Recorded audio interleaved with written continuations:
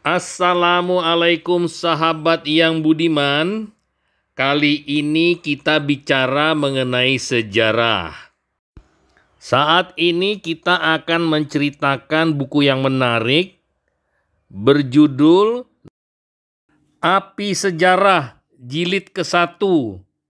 Mahakarya Perjuangan Ulama dan Santri dalam menegakkan Negara Kesatuan Republik Indonesia. Karangan Ahmad Mansur Suryanegara. Kebangkitan kekuasaan politik Islam. Penggunaan istilah kekuasaan politik di kalangan masyarakat dalam tulisan sejarah belum lazim. Namun, bagi kalangan sejarawan, istilah kerajaan dan kesultanan digantikan dengan kekuasaan politik. Hal ini sebagai akibat ketidakjelasan mana yang benar beragama Hindu, Buddha, Islam, Katolik, dan Protestan dalam praktik politiknya. Misalnya, kerajaan Hindu dan kerajaan Buddha. Terjadi peperangan, masalahnya bukan agamanya, melainkan masalah perebutan wilayah dan politik. Sama halnya dengan kondisi di Timur Tengah. Pada awalnya terjadi perang salib melawan Islam. Berikutnya perang salib kontra salib. Demikian pula perang agama di Eropa. Awalnya perang antara Katolik sebagai kontra reformasi melawan Protestan sebagai pembangkit reformasi. Selanjutnya berubah menjadi perang antara kerajaan Katolik Prancis melawan kerajaan Protestan Jerman. Dari kenyataan ini, para sejarawan memakai istilah baru. Kerajaan atau kesultanan menjadi kekuasaan politik. Sementara sejarawan tidak suka menyebutkan agama yang dijadikan landasan gerakan penjajahan Katolik atau Protestan. Cukup menyebut nama negara penjajah, misalnya Portugis atau Belanda.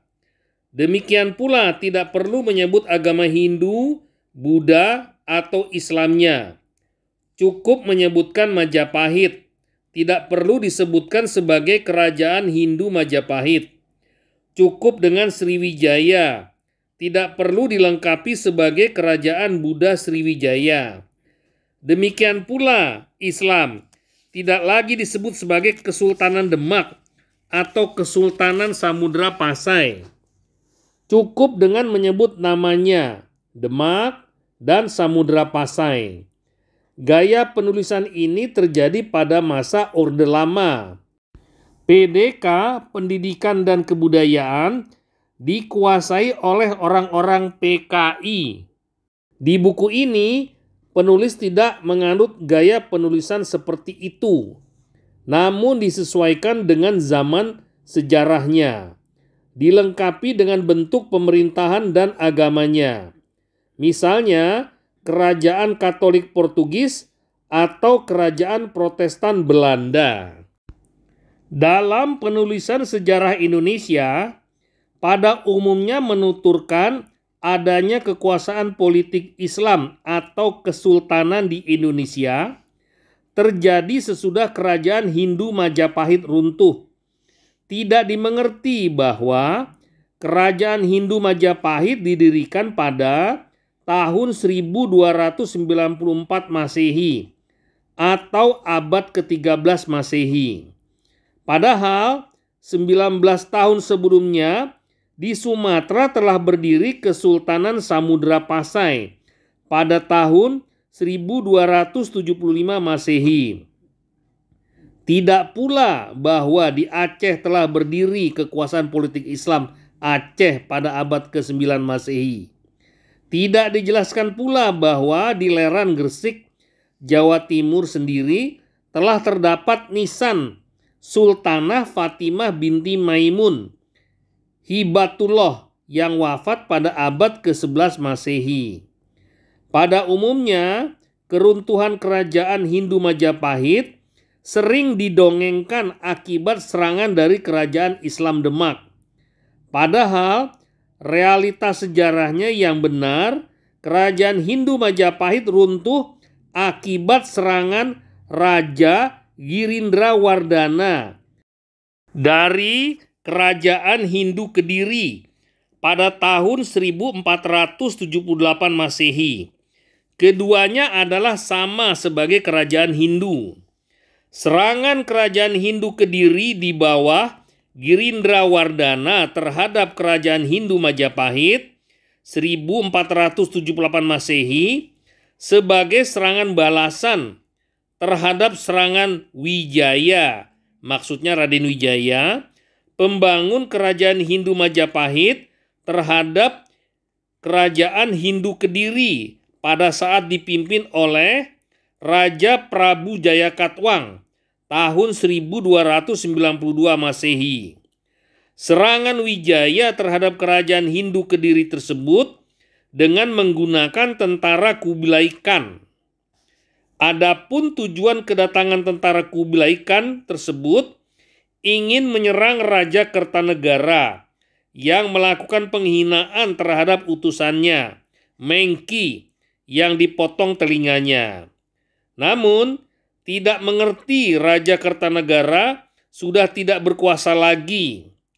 Ketidakpengertiannya dimanfaatkan oleh Wijaya untuk menyerang kerajaan Hindu Kediri dengan rajanya Jayakatwang tahun 1292 Masehi.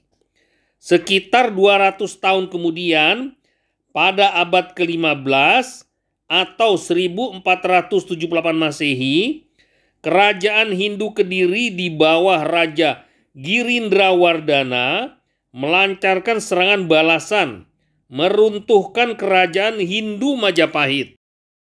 Didongengkan keruntuhan kerajaan Hindu Majapahit akibat serangan Kesultanan Demak pada tahun 1400 Saka atau 1478 Masehi.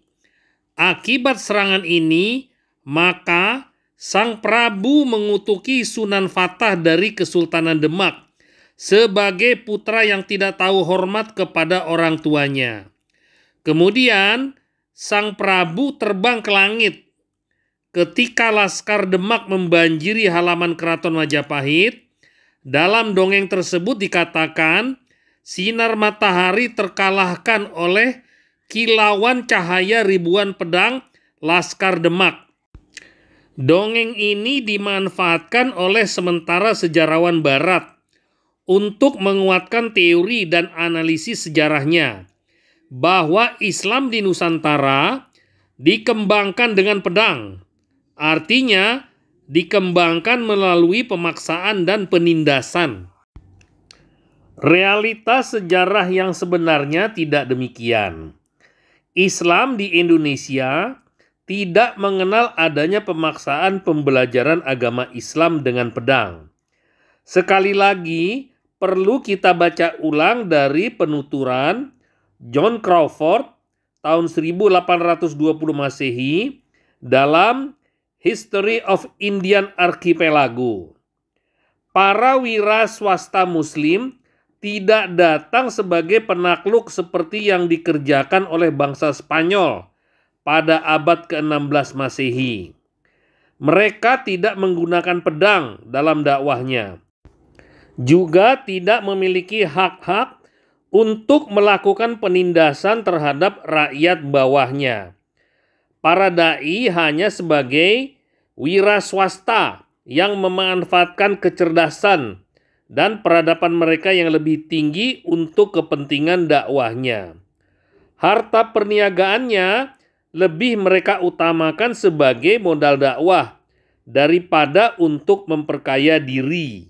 Menarik untuk dilihat catatan kaki Thomas W. Arnold 1979 Opsit halaman 125 menuturkan kebuasan Katolik Spanyol pada saat pasukan Raja Ferdinand dan Isabella menduduki Malaga tahun 1487 Masehi dalam gerakan Mission Sacrée. Orang-orang Katolik yang telah melakukan konversi atau pindah agama ke Islam disiksa sampai mati dengan ujung bambu beracun. T. Harry Williams tahun 1963. A History of the United States to 1876. Alfred A. Knopf, New York, halaman 23. Menuturkan kebuasan kerajaan Katolik Spanyol dengan gerakan Mission Sacrée atau misi sucinya, melakukan pemusnahan kerajaan Aztec dipimpin oleh Hernando Cortés 1519 sampai 1521 dan kerajaan Inca Peru dihancurkan oleh Francisco Pizarro 1531 sampai 1533. Satu lagi catatan kaki, misi Katolik mendapatkan kewenangan atau hak dari negara Gereja Vatikan di bawah Paus Alexander VI dalam perjanjian Tordesillas. Kita lanjutkan, penuturan John Crawford di atas ini mengingatkan kita, walaupun stratifikasi sosial ekonomi para dai atau wirausaha muslim jauh lebih terhormat, cerdas, dan beradab. Namun, para dai atau wirausaha dengan penuh keikhlasan berdakwah tidak untuk memperkaya diri sendiri.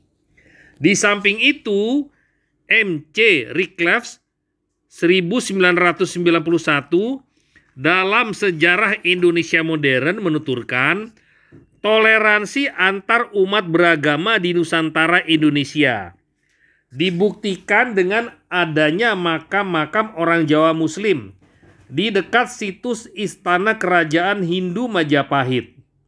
Dari nisannya berangkat tahun antara 1292 sampai 1533 tahun Saka atau 1396 sampai 1611 tahun Masehi.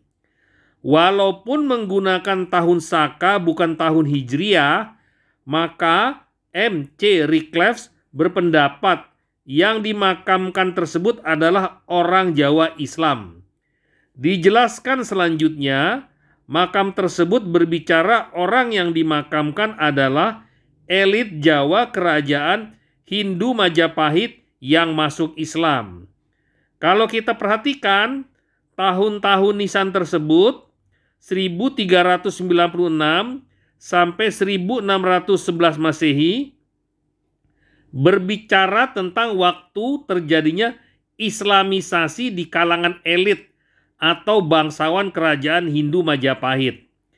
Terjadi antara awal berdirinya 1294 Masehi dan sesudah keruntuhan kerajaan Hindu Majapahit 1478 Masehi.